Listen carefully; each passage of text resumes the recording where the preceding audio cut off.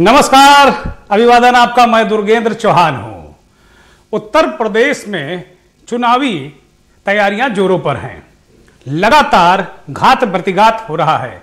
नेता अपने घोड़े दौड़ा रहे हैं और दौड़ रहे हैं रथ।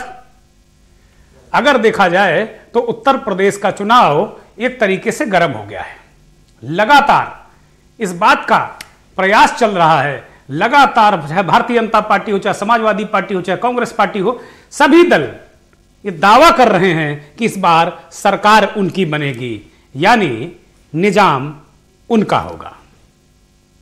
अलीगढ़ में भाजपा के अमित शाह ने आज निजाम का कुछ अलग ही मतलब समझाया। ये क्या है निजाम? मंथन में बात आज इसी पर।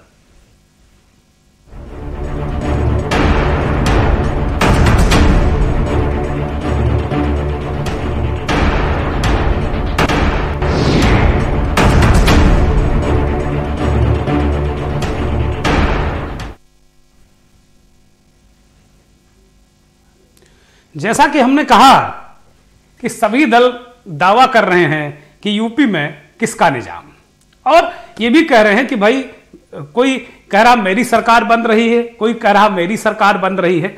तो सवाल निजाम का है। निजाम यानी किसकी सरकार है? लगातार भारतीय जनता पार्टी के बड़े नेता धुआंधार प्रचार कर रहे हैं। चाणक्य अमित शाह अलीगढ़ और तमाम प्रदेश के पश्चिमी उत्तर प्रदेश का दौरा करते हुए राजधानी लखनऊ पहुंच चुके हैं और एक महत्वपूर्ण बैठक राजधानी लखनऊ में वो कर रहे हैं। इस बैठक का मतलब यह है कि एक जो रणनीति है, आचार संहिता लगने से पहले की रणनीति एक अंतिम दौर में है। और अगर देखें तो ये रणनीति क्या है, कैसे है, एक तरीके से समझाने की कोशिश भी हो रही है। तमाम बाहुबली जो उत्तर प्रदेश में है उनको लेकर भी मंथन चल रहा है कि भाई उनको कैसे चुनावों से दूर रखा जाए या किस तरीके से पेश किया जाए। लेकिन आज अमित शाह ने अलीगढ़ में निजाम का एक अलग तरीके से मतलब समझाया और उनके इस निजाम में सभी सारा विपक्ष है। वो खुद इस निजाम का हिस्सा नहीं बनना चाहते। ये ऐसा निजाम है कि ये विपक्ष का निजाम है और विपक्ष में कौन कौन है जरा ये देखने वाली बात होगी। और निजाम का जो उन्होंने मतलब समझाया, अगर हम सही समझ पाए हैं तो एन, निजाम का जो एन है उसका मतलब है नसीमुद्दीन। नसीमुद्दीन कांग्रेस पार्टी के मीडिया सेल को देखते हैं और उसके प्रभारी हैं, बहुजन समाज पार्टी में थे। आई का मतलब इमरान मसूद, ये भी कांग्रेस पार्टी के नेता हैं और पश्चिमी उत्तर प्रदेश में काफी चर्चित रहते हैं, पूरे प्रदेश में भी काफी चर्चित रहते हैं। इसी तरह जेड का मतलब, जेड ए का मतलब आजम खान, जेल में बंद हैं, और एम का मतलब मुख्तार अंसारी। यानी घुमा फिरा कर सभी को एक दायरे में लिया, अमित शाह ने एक घेरे में लिया और ये बताने की कोशिश की कि इन लोगों का, विपक्ष का ये निजाम है। लेकिन भारतीय जनता पार्टी एक साफ सुथरा निजाम देना चाहती है।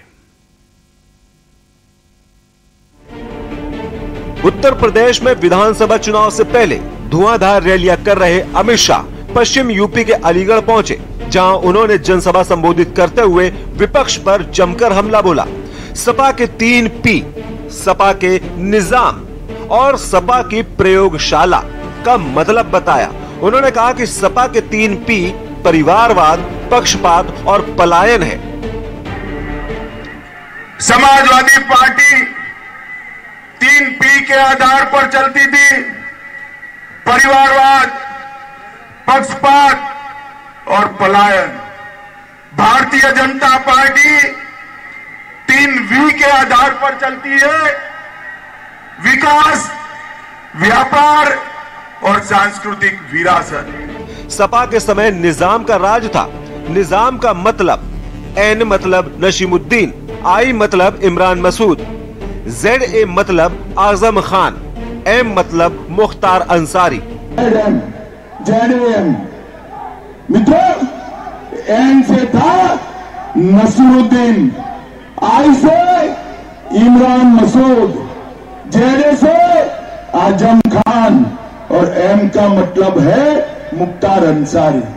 मुझे बताइए, आप आजम खान और मुख्तार का शासन चाहते हैं क्या?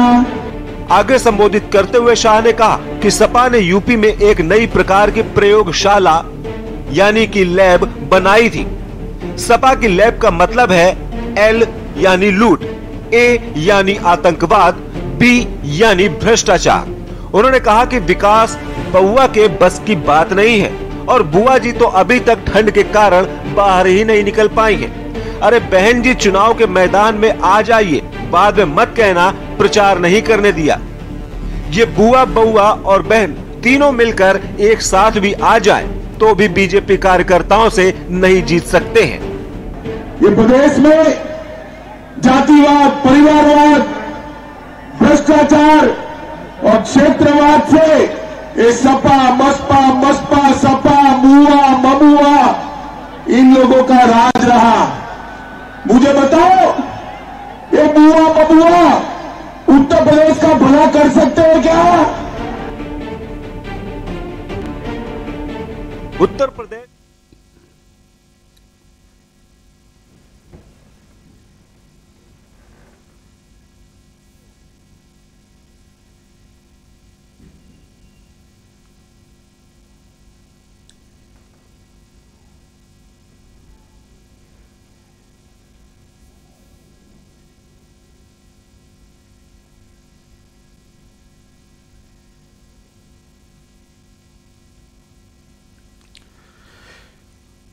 तो आपने देखा कि किस तरीके से अमित शाह ने यह बताया कि निजाम है क्या, आखिर निजाम के बारे में उन्होंने बताया और वो चाणक्य हैं। भारतीय जनता पार्टी के चाणक्य अमित शाह ने बताया कि भाई बाकी पार्टियों का निजाम क्या है, उनके बारे में चीजों को बताया।